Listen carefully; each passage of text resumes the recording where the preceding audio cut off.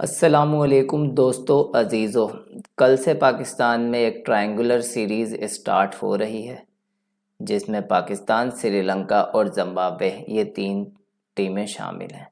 जिस triangle series का सबसे पहला मैच कल शाम 6 बजे रावलपिंडी स्टेडियम से बराह रास्त मौसूल होगा, जिसमें पाकिस्तान और ज़िम्बाब्वे आमने सामने होंगे।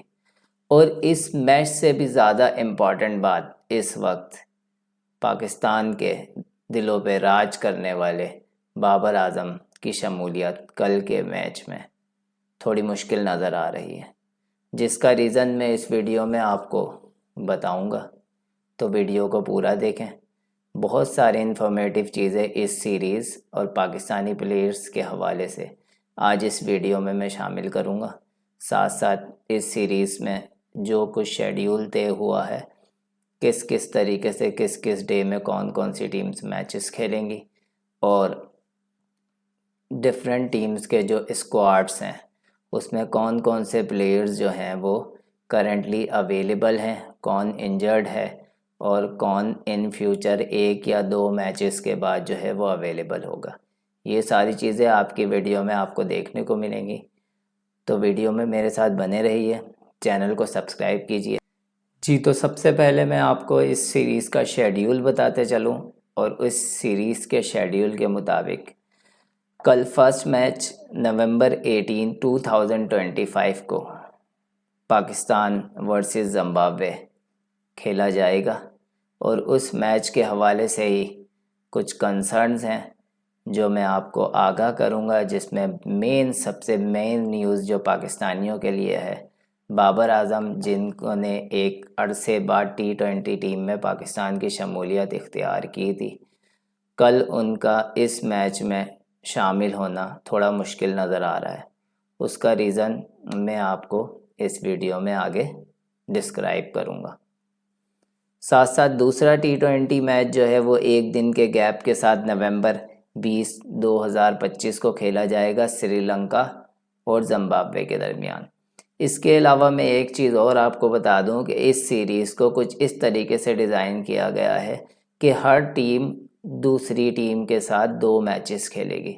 पाकिस्तान ज़िम्बाब्वे और श्रीलंका के साथ दो दो मैचेस खेलेगा। इस तरह से टोटल 4 मैचेस पाकिस्तान खेलेगा, ज़िम्बाब्वे श्रीलंका और पाकिस्तान के साथ, और श्रीलंका ज़िम्बाब्वे और पाकिस्तान के साथ। तो इस तरह से कुल मिला के हर टीम जो है वो अपने 4 मैचेस खेलेगी और टोटल मैचेस जो होंगे वो 1 2 3 4 5 6 टोटल 6 मैचेस बनेंगे।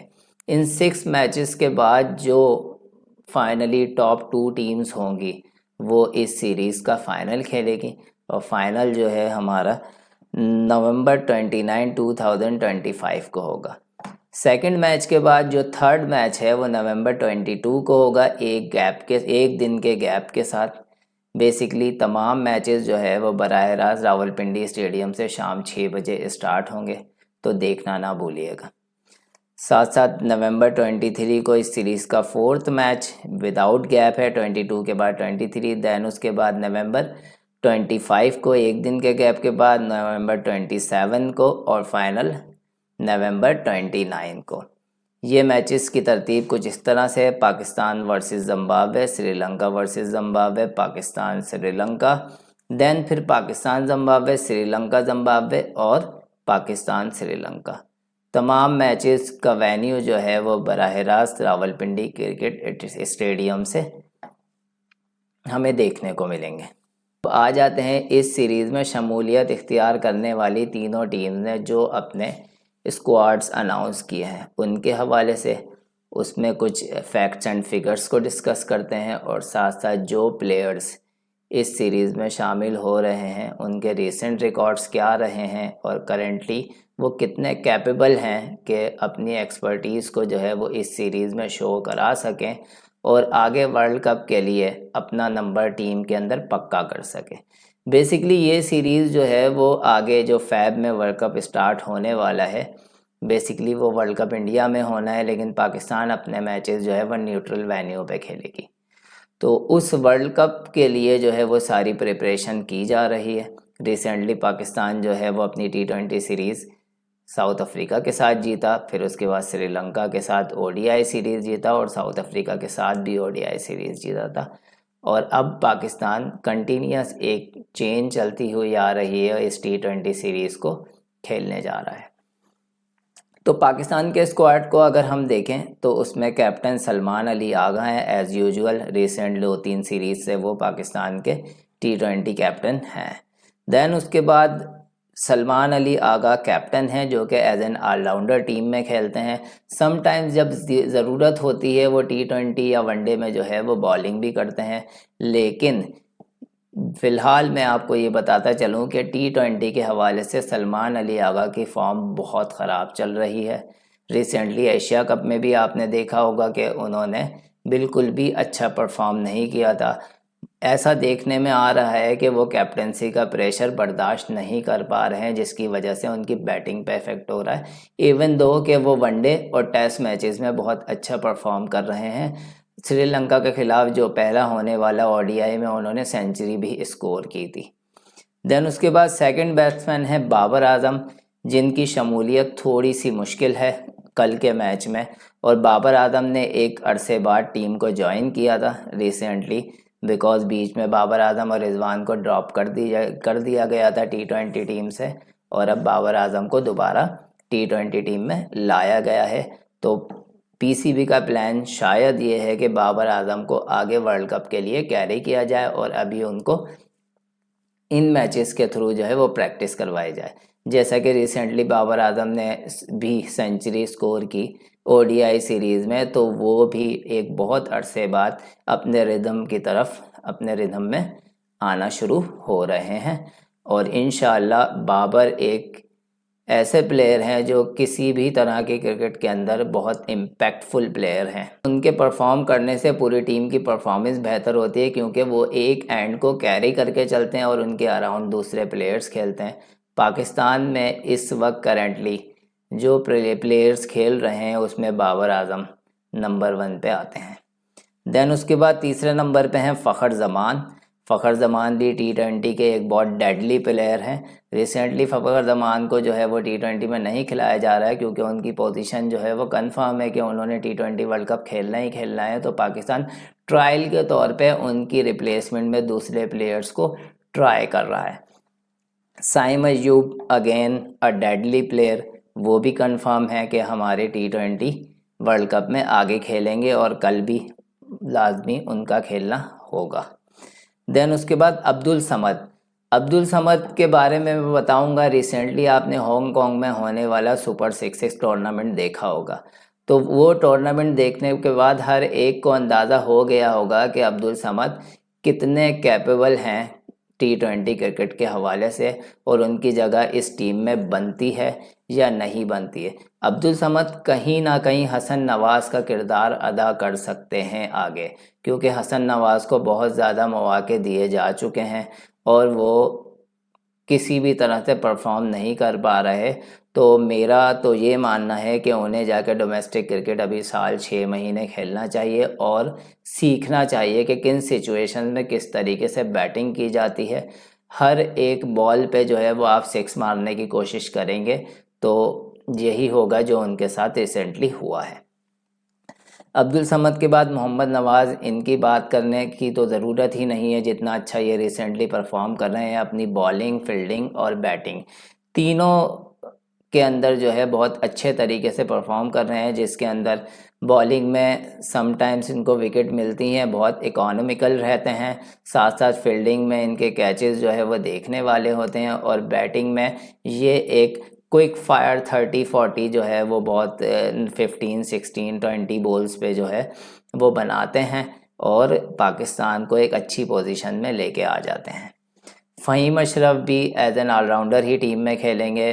फ़हीम अशरफ जो है वो पार्टनरशिप ब्रेकर के तौर पर रोल उनको दिया जाता है। समटाइम्स वो नया बॉल भी करते हैं, समटाइम्स वो मिड ओवर्स में आके बॉलिंग करते हैं, लेकिन again batting point of view से और हिटिंग पॉइंट ऑफ व्यू से जो है वो फ़हीम अशरफ बहुत ज़्यादा अच्छे साबित हुए हैं पाकिस्तान के लिए। और एशिया कप में आपने देखा होगा कि स्टार्टिंग दोनों ओपनर्स, जिसमें शुभमन गिल और जो दूसरे ओपनर थे अभिषेक शर्मा, उन दोनों के विकेट जो है वो चटकाने में वो कामयाब हुए थे। देन उसके बाद फ़हीम अशरफ के बाद उस्मान खान भी हिट एंड ट्रायल पे आए हैं रिजवान की जगह।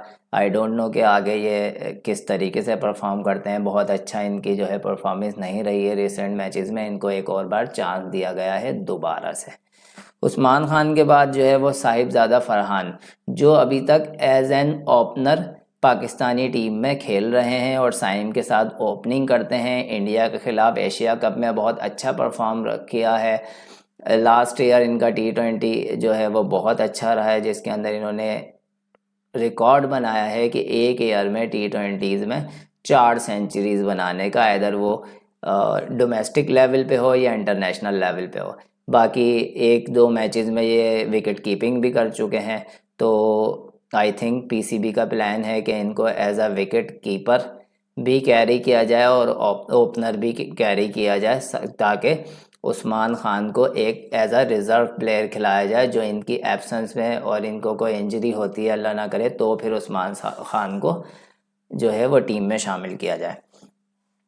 उसके बाद शाहीन शाह अफरीदी और वनडे कैप्टन, और इनकी को तो नेगोशिएट किया ही नहीं जा सकता।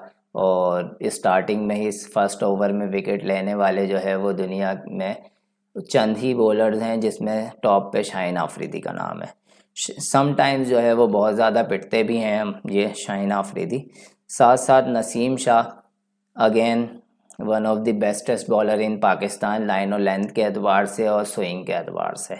साथ साथ जो है मोहम्मद वसीम जूनियर की जो शमूलियत है वो जहाँ तक मुझे लगता है वो पिछले अभी जो श्रीलंका के साथ मैचेस हुए थे उसमें लास्ट 2 वनडेज़ में उन्होंने बहुत अच्छा परफॉर्म किया है। एक मैच में उन्होंने बहुत इकोनॉमिकल रहे हैं और 3 विकेट्स लिए थे, और एक मैच में उन्होंने 2 विकेट्स लेके उसमें भी बहुत अच्छी बॉलिंग की थी। लेट स्विंग और रिवर्स स्विंग जो है वो वसीम जूनियर बहुत अच्छे से कर रहे हैं, जिसकी वजह से इनको स्क्वाड में ऐड किया गया है। वसीम जूनियर के बाद आ जाते हैं अबरार अहमद। इनको भी जो है वो बिल्कुल भी इग्नोर नहीं किया जा सकता। पाकिस्तान में इस वक्त जो खेलने वाले वो एक ही स्पिनर हैं जिनका नाम टॉप पे आता है, वो हैं अबरार अहमद। लेकिन उनके साथ साथ लास्ट में एक नाम है उस्मान तारिक का। एक ही मैच खेला है अभी तक इंटरनेशनल और बहुत अच्छा परफॉर्म किया। राइट आर्म स्पिन बॉलर हैं, बहुत यूनिक सा इनका एक्शन है। आके जो है वो थोड़ा सा स्टॉप लेते हैं और स्टॉप लेने के बाद बॉल करते हैं कि बैट्समैन पिक ना कर सके इनकी बॉल को। तो उस्मान तारिक भी डोमेस्टिक लेवल पे और डिफरेंट जो इंटरनेशनली डोमेस्टिक सीरीज़ होती रहती हैं, जैसे CPL है और श्रीलंकन प्रीमियर लीग है, उसमें बहुत अच्छा परफॉर्म करते रहे हैं और एक पूरा अरसा खेलने के बाद पाकिस्तानी टीम में आए हैं और काफ़ी एक्सपीरियंस ले चुके हैं। इस वजह से जो है वो इनको टीम में शामिल किया गया और एक इंटरनेशनल T20 खेल चुके हैं जिसमें बहुत अच्छा परफॉर्म भी किया है। मोहम्मद सलमान मिर्ज़ा 2 मैचेस खेले शाहीन अफरीदी की एब्सेंस में और शाहीन अफरीदी की कमी को पूरा किया। बिल्कुल भी हमें महसूस होने नहीं दिया कि आज के मैच में शाहीन अफरीदी मौजूद नहीं है। साउथ अफ्रीका के ख़िलाफ़ 2 T20s के अंदर जो लास्ट के 2 T20s थे, इन्होंने क्या शानदार बॉलिंग की है वो देखने वाली थी। ये था पाकिस्तान का स्क्वाड और आई थिंक इसी स्क्वाड में से कुछ प्लस माइनस होके जो है वो प्लेयर्स आगे वर्ल्ड कप की तरफ मूव करेंगे।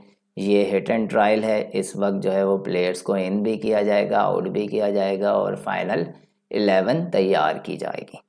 साथ साथ श्रीलंकन स्क्वाड की बात करते हैं। श्रीलंका में कैप्टन दसुन शानाका हैं। बेसिकली ये एक्स कैप्टन हैं श्रीलंका के, ऑलराउंडर हैं और इनको इस वजह से कैप्टन बनाया गया है कि चरिता असलांका जो श्रीलंका के कैप्टन हैं वो फ़िलहाल जो है वो बीमार हैं, जिनकी एब्सेंस में जो है वो दसुन शानाका कैप्टनसी करेंगे और असलांका के आने के बाद वही कैप्टनसी को अपने हाथ में लेंगे और Dasun Shanaka as a team player फिर टीम में खेलेंगे।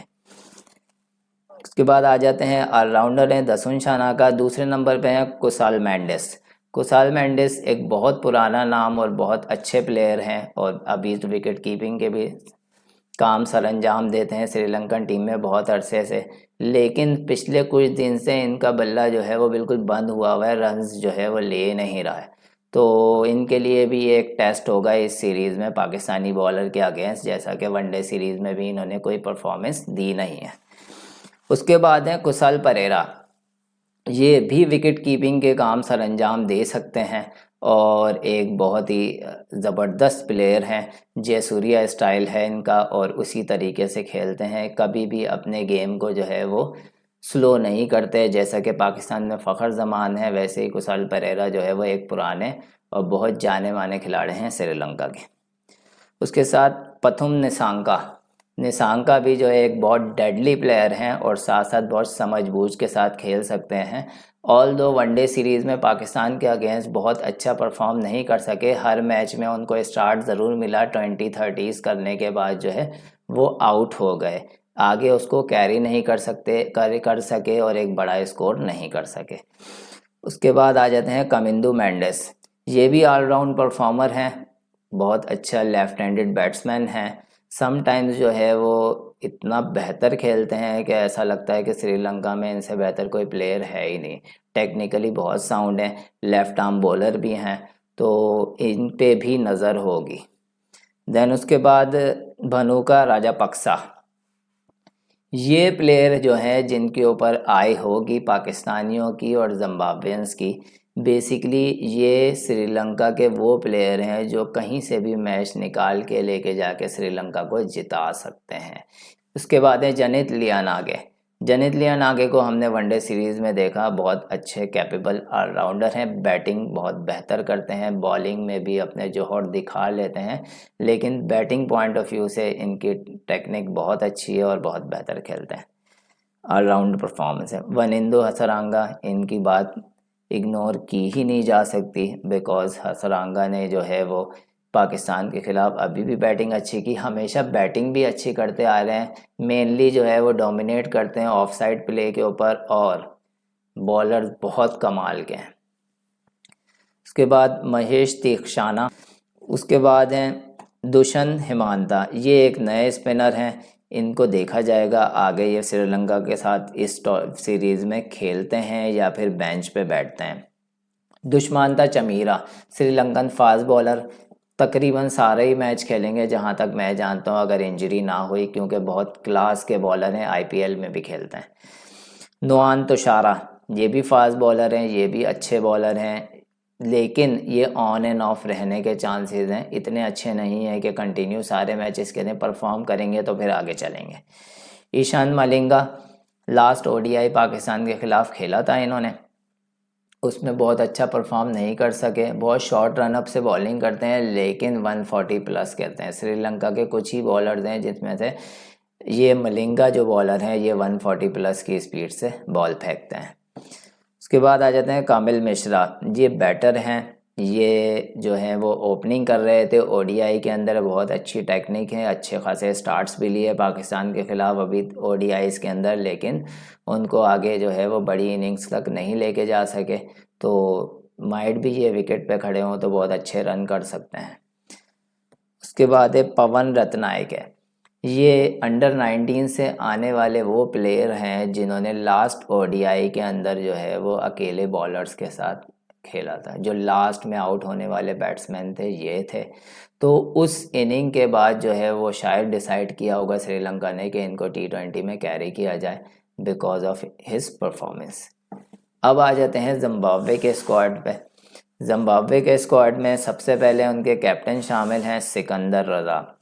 सिकंदर रज़ा को सब जानते हैं कि फ़ाइनल के अंदर जो लाहौर कलंदर्स को जितवाया था इन्होंने मैच, जो इनकी पूरी स्टोरी रही है, इंग्लैंड से खेल के दुबई आए, दुबई से पाकिस्तान पहुंचने के साथ ही मैच खेला और क्या इनिंग, शानदार इनिंग खेली थी इन्होंने, वो देखने वाली थी और वो तकरीबन जो लोग मेरी वीडियो देख रहे हैं वो सब जानते हैं। देन उसके बाद Brendan Taylor wicket keeper batter हैं, पुराने खिलाड़ी हैं, इस वजह से कैरी किया जा रहा है, एक टाइम पे बहुत अच्छा परफॉर्म करते रहे, इनसे बहुत उम्मीदें हैं जिम्बाब्वे को। क्लाइव मडांडे, ये एक न्यू विकेट कीपर बैटर हैं जो जिम्बाब्वे के। इनको बेंच पे बिठाया जाएगा या इनको चांस दिया जाएगा वो एग्जैक्टली कोई नहीं जानता, वो जिम्बाब्वे के कोच और उनकी मैनेजमेंट ही जानती है। फिर मरुमानी लेफ्ट हैंडेड ओपनिंग करते हैं और विकेट कीपिंग भी करते हैं। जिम्बाब्वे के एक डेडली प्लेयर्स में शुमार होता है, जैसे कि पाकिस्तान में साइम अयूब है। देन उसके बाद ब्रायन बेनेट, ये भी बैटर हैं, अच्छी बैटिंग करते हैं। फिर डेवन मेयर्स, ये भी बैटर हैं, बेहतर बैटिंग करते हैं। मुनयोंगो बैटर हैं, अच्छी बैटिंग करते हैं। रायन बर्ल, ये एक जाने माने ऑलराउंडर हैं जिम्बाब्वे के, जो मैच का पासा पलटने की सलाहियत रखते हैं। बैटिंग में भी, बॉलिंग बेहतर करते हैं लेकिन बैटिंग में ये मैच विनिंग प्लेयर हैं जिम्बाब्वे के लिए। उसके बाद है ग्राइम क्रेमर, स्पिन बॉलिंग करते हैं, ऑलराउंडर हैं। बैटिंग ऑलराउंडर नहीं कहा जाएगा इनको, बॉलिंग ऑलराउंडर कहा जाएगा। बैटिंग ही नहीं करते लेकिन बॉलिंग बहुत बेहतर करते हैं। ब्रैडले एवंस, ये भी नए न्यू फास्ट बॉलर हैं। रिचर्ड एन ग्रावा, ये bowler left handed fast bowler हैं, बहुत ज़बरदस्त किस्म के बॉलर हैं जिम्बाब्वे के। अटैक बॉलिंग करते हैं, इनसे बहुत उम्मीदें होंगी जिम्बाब्वे को। नियाम हुरी एक न्यू फास्ट बॉलर हैं, देखते हैं कितना बेहतर परफॉर्म करते हैं। मपूसा, ये भी न्यू फास्ट बॉलर हैं जिम्बाब्वे के, कैसा परफॉर्म करते हैं। साथ साथ जो है वो वेलिंगटन मसकटजा, स्पिन बॉलर हैं, पुराने बॉलर हैं, बहुत बेहतर बॉलिंग करते हैं। इनको भी फोकस होगा देखने के लिए कि कितना अच्छा परफॉर्म कर सकते हैं इस सीरीज़ में और आगे वर्ल्ड कप के लिए फिर ये चुने जाएंगे या नहीं। लास्ट में इनके मुसेकलवा फास्ट बॉलर हैं, ये भी न्यू ही फास्ट बॉलर हैं। जिम्बाब्वे में कुछ प्लेयर्स अच्छे एक्सपीरियंस हैं, कुछ उन्होंने नए ट्राई किए हैं, क्योंकि T20 क्रिकेट में न्यू ब्लड रिक्वायर्ड होता है। तो ये इनका एक अच्छा स्टांस है कि न्यू प्लेयर्स को इन्वॉल्व किया जाए और अगर वो बेहतर परफॉर्म करते हैं तो उनको आगे वर्ल्ड कप के लिए कैरी किया जाए। तो दोस्तों ये तो बात हो गई टीम के स्क्वाड्स की और साथ साथ सीरीज़ के शेड्यूल की। जैसा कि स्टार्ट में मैंने आपको कहा था कि बाबर आजम की शमूलियत थोड़ी मुश्किल है कल के मैच में, वो मेरी अपनी एनालिसिस थी और वो एनालिसिस इस बेस पे थी कि रिसेंटली अगर देखा जाए तो साउथ अफ्रीका और श्रीलंका की सीरीज़ में अच्छे खासे एक्सपेरिमेंट किए शाहीन आफरीदी कैप्टन ने, ओडीआई कैप्टन। और ऑब्वियसली वो अकेले शाहीन आफरीदी का डिसीजन नहीं होगा, बैक एंड पे कोच और मैनेजमेंट का भी डिसीजन होगा कि मेन डिफरेंट प्लेयर्स को डिफरेंट पोजीशंस पे जो है वो ट्राई किया जाए और उनकी परफॉर्मेंस देखी जाए। तो अब तक बाबर जब से कंटिन्यू किया है T20 क्रिकेट में या ओडीआई में, अभी तक बाबर को रेस्ट नहीं मिला है। रिजवान को तो ऑटोमेटिकली रेस्ट मिल गया क्योंकि वो स्क्वाड का हिस्सा ही नहीं है, लेकिन बाबर को रेस्ट नहीं मिला। तो शायद कल का मैच बाबर के बगैर पाकिस्तान खेले और बाबर की जगह जो है वो डिफरेंट किसी प्लेयर को ट्राई किया जाए, ताकि बाबर की एब्सेंस में, बाबर किसी वजह से इंजर्ड होते हैं या किसी वजह से कोई मैच, क्योंकि बाबर इंजर्ड होने वाले प्लेयर्स में से नहीं है, बहुत फिट प्लेयर हैं और कभी भी इंजरी का उन्होंने सामना नहीं किया अपने करियर में जहाँ तक मैं जानता हूँ। लेकिन फिर भी बहुत सारी चीज़ें अल्लाह ताला की तरफ से होती हैं। दुआ तो ये है कि हमारे सारे प्लेयर बिल्कुल फिट फाट रहें और बहुत अच्छे से वर्ल्ड कप खेलें, ये सीरीज़ खेलें और जीतते रहें, स्पेशली वर्ल्ड कप जीत के आएँ। लेकिन कुछ भी हो सकता है, अल्लाह ताला सब बेहतर जानता है। इन बेसिस के ऊपर मैंने कहा था कि माइट भी बाबर कल का मैच ना खेलें, तो अगर खेलते हैं तो वो पॉजिटिव्स हैं पाकिस्तान के लिए, हमारे लिए, बिकॉज़ पाकिस्तान ने इस वक्त 99% लोग सिर्फ पाकिस्तान का मैच बाबर आजम की वजह से देखते हैं। ये एक हकीकत है और एक कड़वा सच भी कह लीजिए कि पाकिस्तान की आवाम बाज़ दफ़ा वेट कर रही होती है कि हमारे ही प्लेयर्स आउट हों तो बाबर आजम आए, जैसे कि टेस्ट मैच में शान मसूद के आउट होने के बाद जो है वो हमारी पब्लिक जश्न मना रही थी क्योंकि बाबर आजम ने खेलने आना था। इसी तरह से T20 क्रिकेट में साहिबजादा फरहान के आउट होने के बाद। तो जी अस्सलाम वालेकुम, आज की वीडियो में बस इतना ही। इसी तरह से क्रिकेट्स के फैक्ट्स एंड फिगर्स के साथ मिलते रहेंगे। अल्लाह हाफिज़ नासिर।